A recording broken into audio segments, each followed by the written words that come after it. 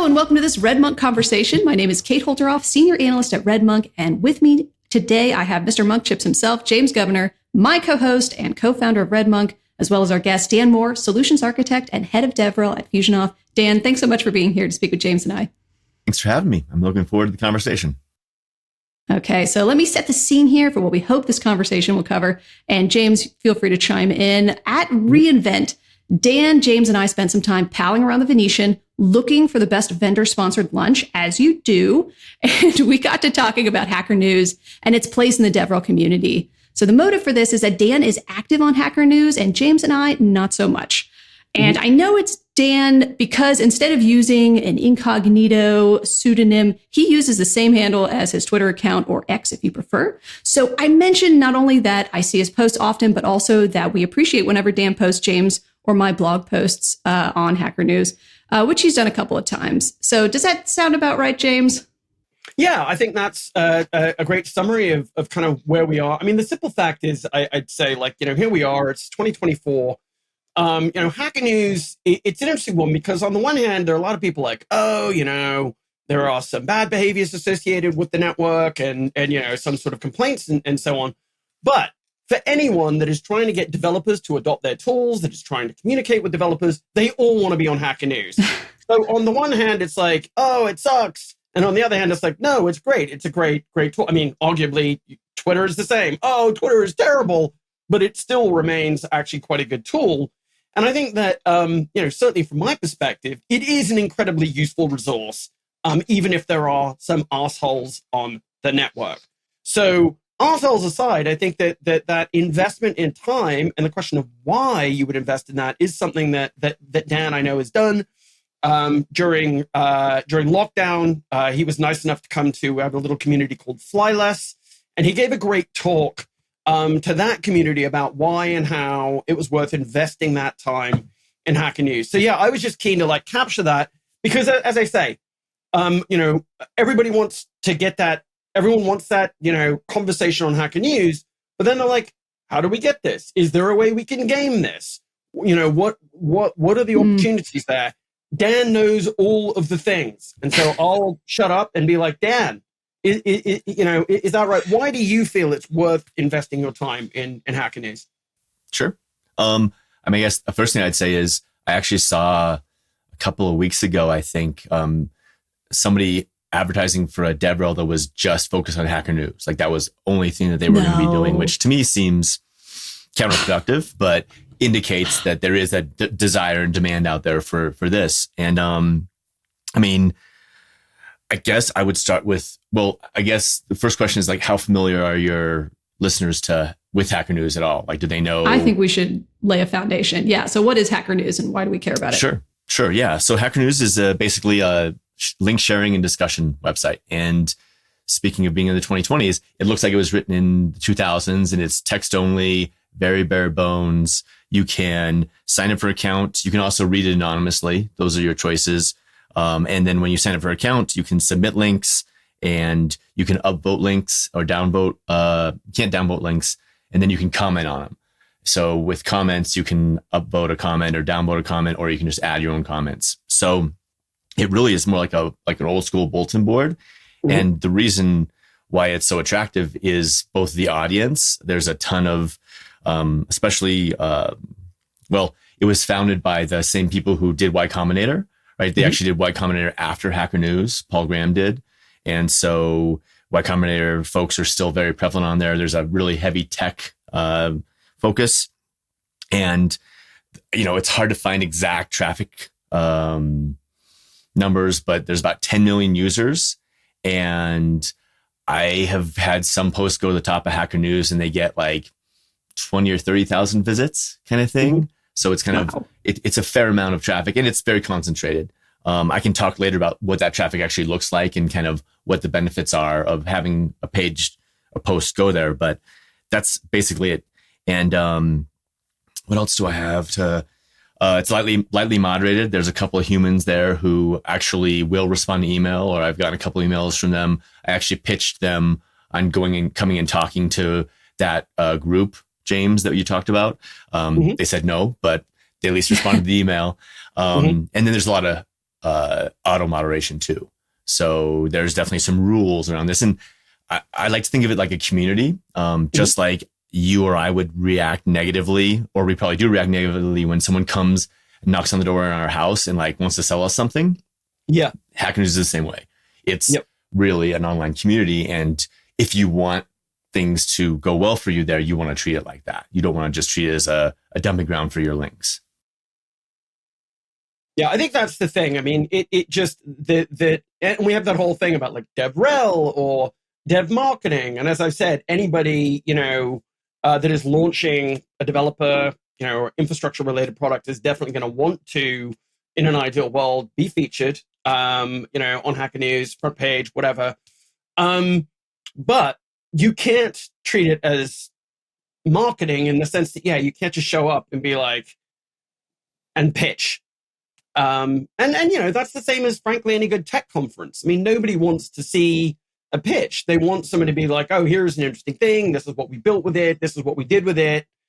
In that sense, to your point about it being community, it is a little bit like, it has some affinities with what you would want from a good conference in that, hopefully, except there are a bunch of people that are very willing to just shout, no, you're a goober. Totally. Yep. I mean, which ideally you're not at those tech conferences. Yeah. So the comments that I've gotten on posts that I've had kind of pop up, so it's actually worth kind of breaking down a little bit more of the what. Like when you submit a link, it goes to the new page, and there are not that many people who go to the new page, and it's just a continuous stream. Like you can actually go to Hacker News. It's called news.ycombinator.com. I'm sure we'll put a link in the show notes, but if you go there and you go to the new link, you can just see this like stream of things. And occasionally, once you get basically 4 or 5 points that are, again, because of the moderation, you can't really send this link to all your friends and say, hey, please upvote it. They will detect that kind of voting ring. But if it gets organic upvotes to 4 or 5, it moves on to like the second page or the first page. And there's a complicated algorithm that changes over time. But that's where the traffic comes from, is the front page. That's where most people go. I think one thing that we didn't do, actually, Dan, on the intro necessarily, is you're kind of Hacker News famous. I mean, you're Dan Moore, but I mean, there's a reason why people should listen to you. Sure. Sure. Tell us a bit about your bona fides, because you've spent a shit ton of time on this platform, and that has led to some interesting. You've talked about the amount of traffic it can drive. Like, what? Who are you on Hacker News? Yeah, you're Dan Moore, but like, let's talk a little bit about the juice you have. Yeah. That's a fair point. So I've been on Hacker News since like 2012, and I have karma of 63,000, which puts me at like number 45 or 46 on the top 100. I've submitted at 12,000 stories, and then I don't have my count of comments, but so I spent a fair amount of time on there, and I've definitely had a number of things go up above like 100 points, which pretty much means you're hanging out on the homepage for a number of hours. Some stuff is my stuff. And then one of my favorite parts about Hacker News, and one of the things I like to do, which you alluded to, Kate, is I like to post other people's things that are interesting. I've had you all, and I've had other folks that have, I'd say like it's taken a ride on the Hacker News train, where you get to be on the front page and you get to see the comments and you get the traffic. And it's a real fun, exhilarating experience. And it's fun to be able to hand that to other people, with nothing other than like posting a link that I think is worthwhile content. So yeah, that's amazing. So when you say a fair amount of time, how many hours are we talking about a day? I would say I probably spend less than some people. I'm probably maybe 30 to 45 minutes a day. Sometimes it's more. And actually, that's actually worth breaking down. So if you want to interact with Hacker News, there's 2 main ways to do it. The first is submissions, and that's obviously easier. And then there's commenting. So commenting, you have to like write text. It needs to be relatively intelligent. It takes longer. I did a breakdown of the top 10 folks. And where's that? I have it written down someplace. I want to say, here it is. 3, you basically can look at everyone. So that's another actually point, is everyone's posts are all public. So you can go look at anyone's profile. You can see everything they have commented, all the links they've submitted. You can't see things they've upvoted or downvoted. Of those top 10 posters, 3 of them got most of their points by commenting, and then 6 of them by submitting. And then 1 was kind of like evenly split. And that was totally anecdotal. I looked at like the first page of their interactions. So I am more of a submitter. I will find interesting things. I will submit them. I do comment on stuff occasionally, but there are people who spend a lot of time commenting. Patio 11, Patrick McKenzie is an example of someone who spends a lot of time commenting, and most of his points are from that. So obviously link submitting is much quicker, right? Like you need to find the links, you need to batch them up. You can only submit 4 links at a time on that new page. You can't have more than 4. It'll say, please don't submit so much, which is again, is a kind of a spam prevention measure, but I'll batch them up, and then I'll do like 4 in the morning, and then like, 4 at noon, and maybe 4 at some other time. So. One of the things that surprised me about the submissions to Hacker News when I was just kind of starting to become involved with the community is how many don't actually relate to tech. They can, I mean, I should have kind of come up with a range of what examples here, but I mean, they just, it kind of goes across a range. And what further surprised me is the number of people who are experts in these sort of disparate fields. I mean, I anticipated that it was going to be a lot of software developers, and of course it is, but there's also people who know a lot about like biomedical science and like philosophy, things that you just wouldn't anticipate. History. I mean, there just seems to be an expert in every domain on Hacker News. And so for whatever reason, they're all interested in just the sort of the oeuvre there, that like the corpus of links, which, draw the most comment. I mean, it was just remarkable to me. I didn't realize there were that many experts in the world. Yeah. My favorite, I think, post that is kind of bizarre is I sell onions on the internet, and I can dig it up. But it was like this person who was just talking about how they sold onions. Like they were a farmer who sold onions on the internet, and they talked about their story, and it was like totally random. But anything that's about that is of interest to nerds of any stripe is fair sense. That's kind of my thing. If it's not going to be interesting to someone who's deeply interested in the topic, it's probably not going to do very well on Hacker News. So I would say over the last couple of years, it's kind of trended more towards some business and financy things too. So it's not just pure tech, but like, comment like stuff about the housing market in the US does pretty well sometimes. So there's some aspect of the audience being interested in things that normal people are interested in too, but definitely the deeper and harder core your article is, especially if it's about, I mean, it doesn't need to be about tech, but like if it's really, really deep about gardening, and it has data and images and things like that, or it just is a really good, interesting story. Both of those do well on Hacker News too. Okay. But I do want to say one thing that is worth noting for all your listeners is random luck is there too, right? Like there is sometimes something strikes, and then people are interested in it. Sometimes if you just need to interest those 4 or 5 people that upvoted on that new page, and then it'll get there and get on the homepage and take on a life that's all its own. My own personal best Hacker News post was a post about Slack versus forums for developer support. Yep. And it got like 1,500 points, and I didn't even submit it. Like I think someone else submitted it, and it just happened to strike a chord. And everybody was trying to work it out. I mean, that was and sort of remains a live issue. We are all asking that question, so it doesn't surprise me necessarily. But it was nice of someone else to submit it. I'm glad it got that juice.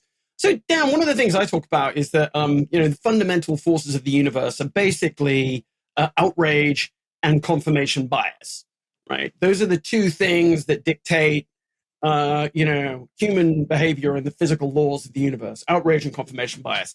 So, when we look at social, that's certainly the case. The algorithm tends to favor the outrage. So we certainly see that on YouTube, constant red pilling. We see that in the conversations on Twitter. The sort of the grifters are always driving the sort of outrage narratives. We see it in the broader culture. So, what are is that true of Hacker News? Are people looking for things that confirms their bias and outrage, or is it somehow an outlier here? And it's truly nerdery that is not so outrage driven. I mean, I'm obviously biased, right? Because this is a community that I want to spend a lot of time in and I like. I think it's less driven by outrage and confirmation. Maybe not so much confirmation bias, but outrage. I think if you are an a-hole, if you are like doing things that you would not want someone to do in a neighborhood or community, within certain, you will get downvoted. And you will also, I've seen moderators chime in and say, hey, that behavior is not acceptable here. Even to the point of like disconnecting comments from the current thread. So I think outrage, except for if it's outrage towards like employers return to office, like that, I think is fair game right now on Hacker News. But like general, like the kind of things that people do on X or Twitter is kind of poo-pooed there, right? They really want your comments. They don't want you to +1 the comments. They want you to like really have substantial comments. As far as confirmation bias, I think that is that's really on the nose, James. Like I think that there's a ton of that, and you can get some traffic by presenting things that kind of work against people's confirmation bias. People, I think that nerds are, I don't want to say that they're not human in terms of searching for confirmation bias. I think they are. I think that a lot of, maybe more than in other communities, nerds get like puff themselves up or think better of themselves if they take an alternative stance. And so that kind of can play into the community too, right? Like, oh, everyone thinks you should buy a home. Here's a methodical reason why you should rent. And that if it's logical and rational, in some cases that can interest people that are running around on Hacker News. Yeah, I mean, we see it on our programming language rankings. Like anytime they come out, someone will come and they'll be like, CSS is not a programming language. Totally. Outrage. Or where is COBOL? And you're like, funnily enough, it's not so well represented in the places where we're getting our telemetry from. So yeah, I mean, I think that's one of the reasons I asked. And certainly, like if you are, and it, I think Rust has crossed over into being somewhat mainstream, but certainly for a while there, you had people that were like, perhaps they were, learning Rust, maybe a weekend kind of activity. There weren't so many jobs in it. And as material began to come out, like, hey, Rust is going to be a systems programming language, and, of the cloud and so on, a lot of people would get excited and want to share that because it confirmed that bias, that they were making the right choice. Certainly in and around programming languages, frameworks, you see similar sorts of, behaviors. Yes, I've made the right choice. And I think that's just part of the tech social game. Totally. Well, I mean, when you speak about those things, like it's people's identity. Well, not even their identity. It's a career too, right? Like it is scary to be out there and be a developer and be like, what do I pick? And of course, if you pick something, you're going to want to think that you're right because it's scary to think that you made the wrong choice. Ask all the Perl developers right now, right? Right. I did want to talk about like the benefits. We talked about a little bit of the traffic of Hacker News, but like there are benefits beyond the traffic. And I think that you should think about those if you're trying to engage. Real quick, the first is that those comments, even though some of them can be snarky and scary, they can be, you're getting a lot of attention from, as you mentioned, Kate, like a lot of experts, right? Like a lot of people that are very smart and trying to prove, trying to earn those karma points and make good, intelligent comments. So I have done, I posted FusionAuth's pricing page, or no, it was something about FusionAuth. And then people got to the pricing page and were like, and they replied on the comments. They're like, this is confusing. This is dumb. Like, why is it like this? And that was useful commentary to us. The other effect that I found surprising is there's an echo effect. So if you get something on front page of Hacker News that's about Ruby, for instance, chances are very high that it will get picked up by Ruby newsletters, Ruby Facebook programming groups, and there'll be like a bounce a couple of weeks later for that post and that information. Yeah, that makes sense. And so go ahead, Kate. I just, this is kind of a bit of a pivot, but I think in terms of the experts on there, I do spend a lot of time thinking about like tinkerers and folks who are hobbyists. And that seems to be a big part of the community there, that a lot of times I'll see links to special projects that maybe expand on something existing or that do something completely unusual and exciting. And then, again, to that echo effect, you see how you get this sort of corpus of experts who then are able to amplify that project and suggest ways to connect with other projects and kind of empowering these folks who are maybe, spent hours on this sort of little hobby project that they, created on their own, probably open sourced, and now they have this, tremendous audience and a fan base almost of folks who are uplifting them and saying, that's awesome. Way to go. This is something I've been looking for. I'm so glad you did this. And so it seems that there's a sort of optimistic, positive community vibe there that I don't see in other places, like Reddit. I spent a lot of time on Reddit looking at their sort of community for the different sort of programming languages and things. But yeah, on Hacker News, it seems really tinkerer focused in this way that is, just kind of sets it apart from other internet forums that sort of draw this audience. Yeah, there's actually a special category. You can do something called a Showhn, where if you have a project that you haven't submitted before, you can submit it with a special tag and it will go on a special page. And there are people who hang out there and those can go to the front page too, but it's just designed for you to show off your like hobby project, basically. Mm-hmm. And you definitely see some interesting things come across there for sure. Yeah, cool. Seems like a really useful way to use the community. And I can imagine a lot of commenters probably hang out in that forum because they enjoy that aspect of like, giving feedback and seeing what other folks are developing and maybe even looking for, partners for their own projects. I mean, it seems like a really good place to connect. I've heard developers talk about wanting to get the jobs. There's always the careers posts as well. It's like, well, I got a job that was posted on Hacker News. I mean, that's very prestigious, it seems. I mean, I've definitely posted. So the jobs thing is a little bit weird. There's jobs that are from the Y Combinator incubator that get posted to the front page. And those are for companies that have gone through that. And then once a month, there's a jobs posting that anyone can post to. I've posted jobs for companies I've worked for there. You're not supposed to post jobs for other people, but just for companies where you're involved.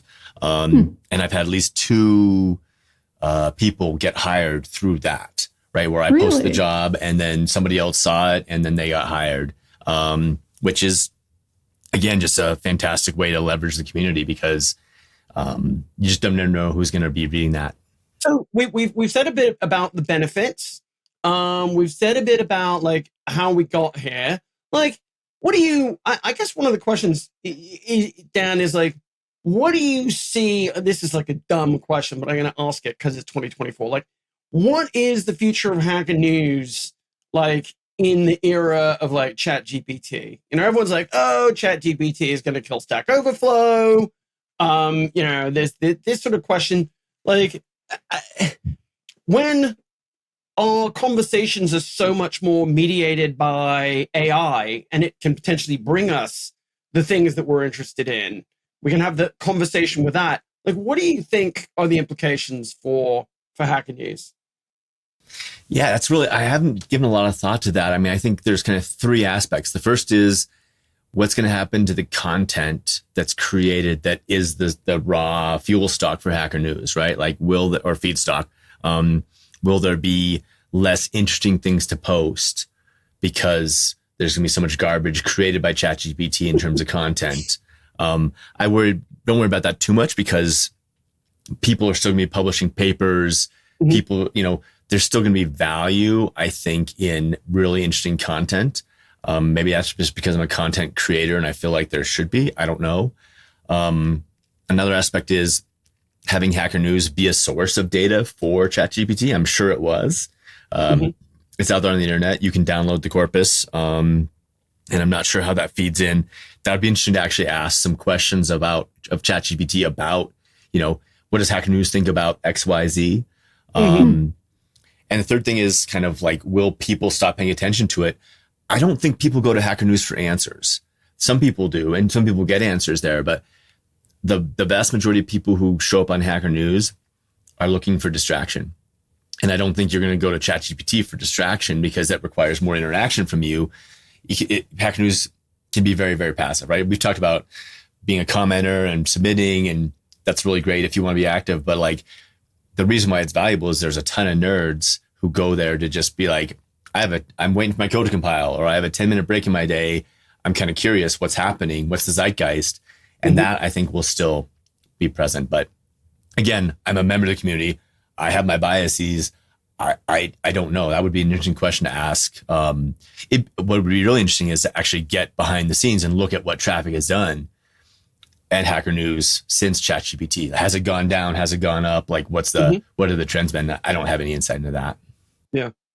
I think your instinct is right about it being used for distraction. I'll say when Reddit got rid of all the third-party apps and I had to get rid of my Bacon reader, the Reddit app is just unreadable in my point of view. I mean, it's too many advertisements. I can't understand where, all the different subreddits that I follow are. And so I deleted it. I don't even use it. What I do use is Octal, which is how I interact with Hacker News on my phone. And I definitely, that's when I open it up, is when I've got, a couple minutes to kill between things and just want to, quick read things. I will say the problem though is because there's so much depth to the arguments and the conversations there. If I usually can't just devote a couple minutes to it. It's like, not only do I want to read the article itself or the post or whatever. If I want to dig into the comments, I need more like half an hour. I mean, there's just, you can't really, I'm always like taking screenshots of the conversation so that I can return to them, which I, probably do 10% of the time. But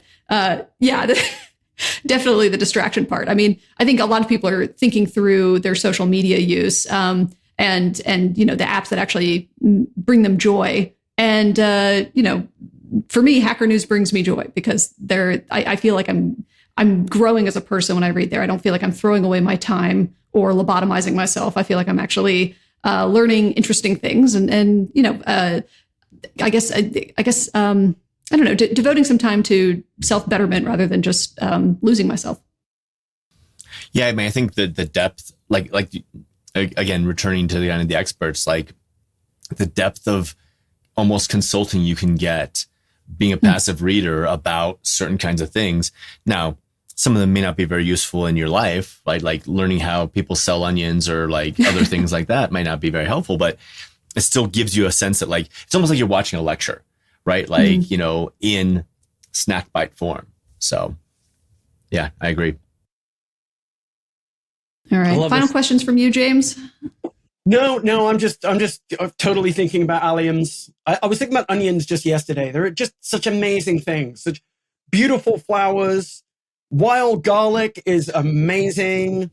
Like, when did they realize, like, oh, like that kind of flower, I should go and eat that bulb too, because that's going to taste rockin'. But like, you got red onions, you got white onions, you can pickle your onions. Like, I'm going to go and read that. I got to go and read that conversation about the onion seller. If you wrote something about it, that would be a great thing for Hacker News, right? Like a breakdown of all the different kinds of onions and how onions got domesticated. Like, that's I gotta do it. You give me homework. I'm gonna do a little bit of research and just be like, I love onions. They are just beautiful flower, and this is what I've discovered. Okay, I guess that's the last word. Dan has given me my Hacker News homework, so thank you, buddy. Watch this space. Onion content from Monk Chips. Oh my God. So Dan, as we do wrap this up, what are your preferred social channels if folks want to follow you beyond Hacker News? Where are you doing any speaking in 2024? How can we keep up with your exciting plans for the new year and for your own research?